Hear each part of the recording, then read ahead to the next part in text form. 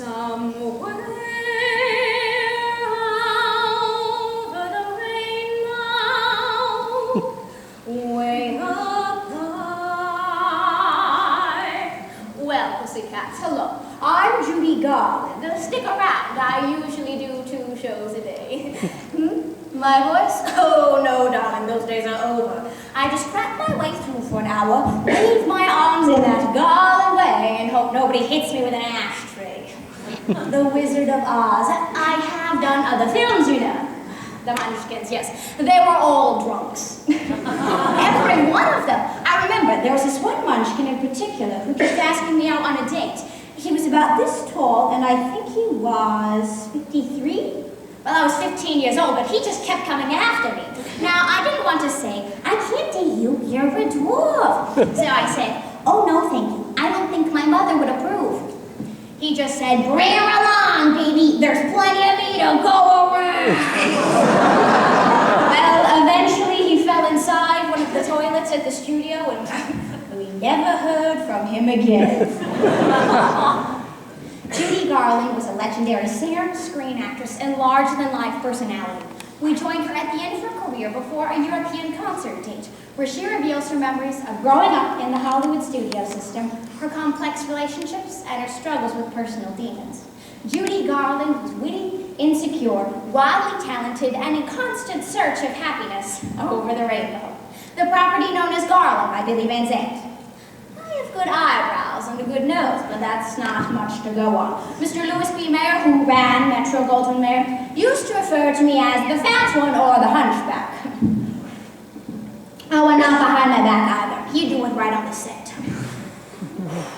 Do you see this little girl? Look what a star I've turned her into. She used to be a fat little hunchback. Isn't that right, Judy? And I'd have to answer, why, yes, Mr. Mayer. I suppose it is.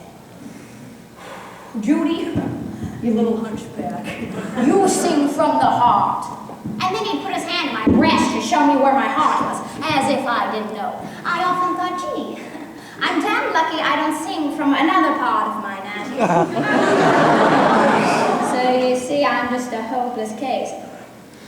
My entire career, people have tried to camouflage me or make me pretty. They put rubber pieces in my nose, capped my crooked teeth, changed my hairline and my color, but I do what they tell me. Back at Metro, my primary function was to work.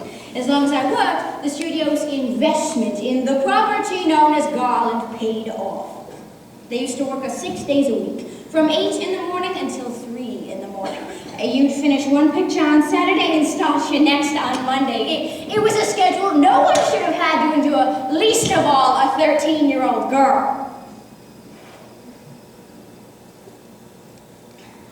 But I had no one to fight for me.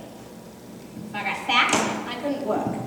And therefore, I couldn't get fat. I remember they had this clothes dummy at the studio. A great fat clothes dummy. They used to make me stand next to it and stare into the mirror. Take a good look at yourself, Judy. Now look at this big fat clothes dummy. Which one do you want to be? The big fat dummy or the star? I want to be a star. A good girl. From now on, make sure she gets nothing but chicken soup in the commissary.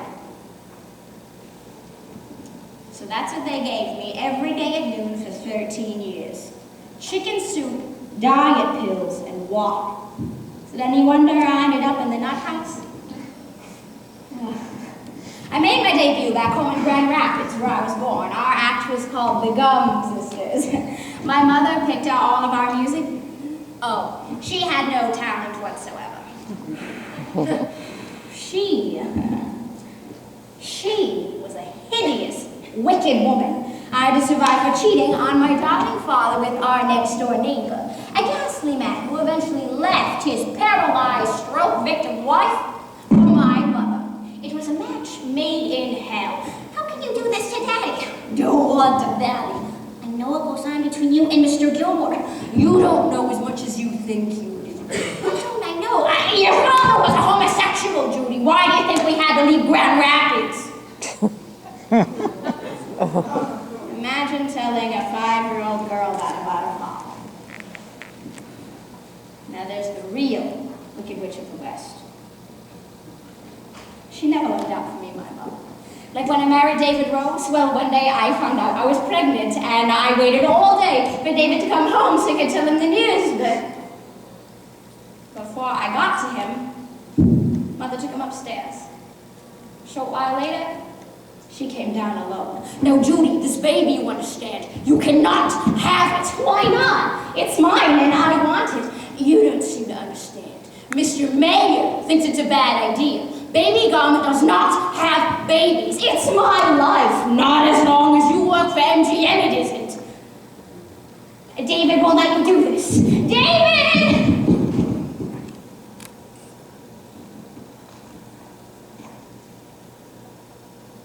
David?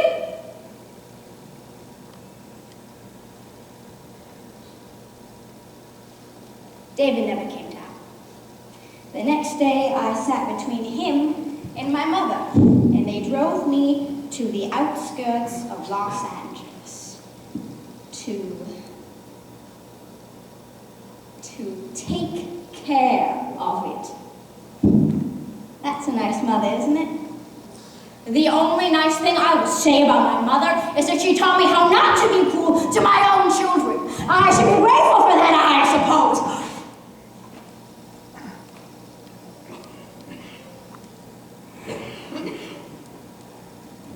You know, I've always taken the Wizard of Oz very seriously. I believe in the idea of the rainbow. And I have spent my entire life trying to get over it. You see, I was put on this earth to give my heart and my soul to my audiences. I can't do any less, and I never will. But you will never know this kind of love, Mom. It is the one thing you couldn't take from me. That is mine. They love me, hunchbacked and crooked teeth and insecurities and all. I love them. And I need them. But do you know something? They need me too.